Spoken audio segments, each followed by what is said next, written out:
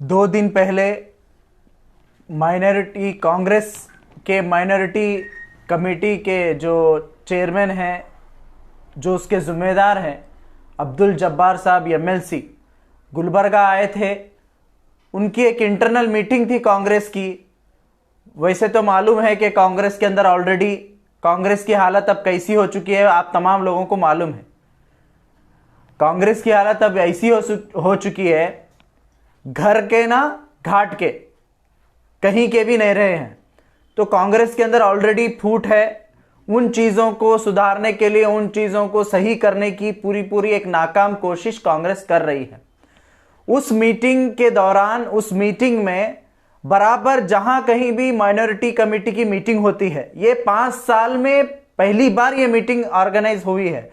5 साल तक इन्होंने कोई माइनॉरिटी मीटिंग नहीं करे, कोई माइनॉरिटी इश्यूज के ऊपर बात नहीं करे, माइनॉरिटी बजट के ऊपर बात नहीं करे, कुछ चीज बात नहीं करे। इवन हिजाब के ताल्लुक से होंगे, कुछ भी होंगे, वहां पर बैठकर एक जिम्मेदार शख्स होकर अब्दुल जब्बार साहब वहां पर कहते हैं कि एसडीपीआई की वजह से हिजाब का इशू बढ़ गया और हिजाब का इशू कोर्ट को लेकर जाने वाले एसडीपीआई वाले हम जाकर वहां पर काम करे हैं। ऐसा एक झूठी बात, एक मनगढ़ंत कहानी बनाकर माइनॉरिटीज के अंदर, खासकर मुसलमानों के अंदर एक गलत फहमी फैला रहे हैं एसडीपीआई के ताल्लुक से।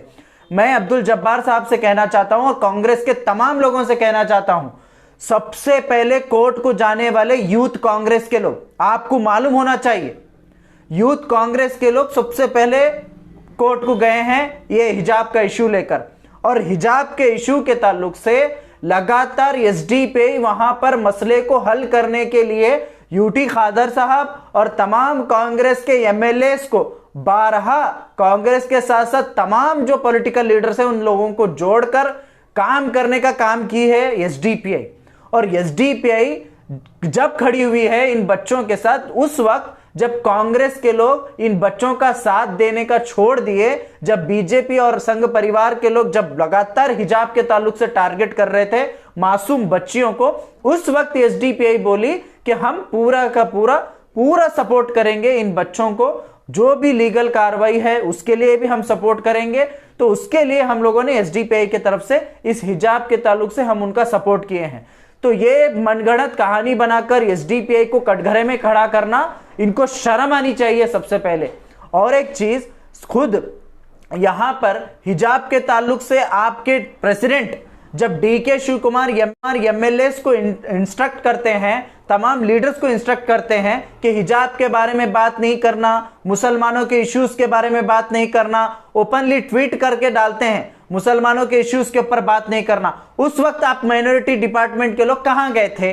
माइनॉरिटी चेयरमैन कहां गए थे? माइनॉरिटी के बड़े बड़े लोग जो मुसलमानों के पास आकर कांग्रेस के नाम पे वोट लेते हैं, वो लोग कहां गए थे?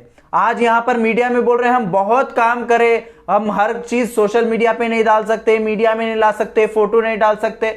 तो फिर जब बहुत काम करे, फोटो नहीं डाल सकते, तो मुसलमानों के वोट लेने के वास्ते मीडिया में बैठ के कूदे थे? मुसलमानों के हम खैर खां हैं बोलकर क्यों बोलते हैं आप? जब आपको बताना नहीं है तो हिकमत अमली इसके अंदर भी रहना चाहिए, इसमें क्यों नहीं है आपकी हिकमत अमली?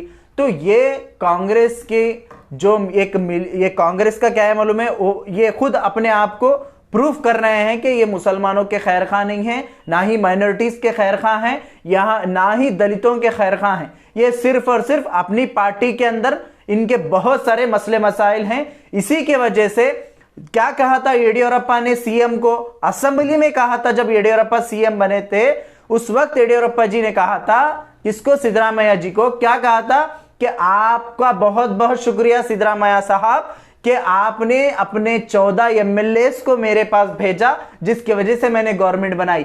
कौन लाए बीजेपी को कर्नाटक में? बीजेपी को लाने वाले यही 14 कांग्रेस के एमएलए बीजेपी में गए 50-50, 100-100 करोड़ रुपए लेकर, जिसकी वजह से बीजेपी की गवर्नमेंट बनी। यही जेडीएस के 3 एमएलए बीजेपी में जाने की वजह से बीजेपी की सरकार बनी। लोग तो यहां पर कांग्रेस को वोट करे थे, जेडीएस को वोट करे थे, लेकिन ये दोनों मिलकर यहां के एमएलए 14 कांग्रेस के और 3 जेडीएस के मिलकर बीजेपी को लेकर आए हैं और बीजेपी की सरकार बनाए हैं। तो यहां पर मुसलमानों को या फिर दूसरे किसी भी कौम को इल्जाम लगाने से पहले 100 बार सोचना चाहिए कांग्रेस पार्टी को और कांग्रेस के जो सो कॉल्ड माइनॉरिटी लीडर्स हैं, इनको भी सोचना चाहिए। खुद के अंदर बहुत सारे खामियां रखकर दूसरों को आईना दिखाना, ये बहुत सारे लोगों को आता है। मैं यही कहना चाहूंगा कि आने वाले दिनों में एसडीपीआई बिल्कुल इनको सबक सिखाएगी। तमाम कर्नाटका में ऑलरेडी हम लोगों ने 54 जगह पर कंटेस्ट करने का ऑलरेडी हमने ऐलान किया है।